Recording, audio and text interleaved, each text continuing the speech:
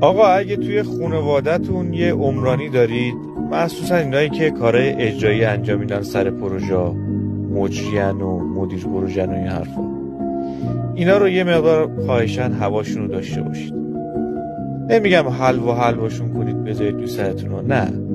این بندگان خدا واقعا ساعت کاری ندارن، صبح سر کار میرن، شبا میرن، تعطیل کاری ندارن، اول هفته میرن، آخر هفته میرن، روزای جمعه و تعطیل و همه رو میرن، همش هم پادرد و کمردرد و اعصاب خورد. اینا واقعا هواشون رو داشته باشید، مخصوصا توی این شبکاریاشون. حالا بتون ریزی دارن، جرثقیلی دارن، خاک برداری دارن، اینا این تایما رو باید واقعا سر پروژه بالای سر کار باشن، استرسش هم خیلی زیاد. اینا رو یه مقدار مراعاتشون کنید. اگه بچه‌تونه، چه میدونم برادرتونه، خواهرتونه، همسرتون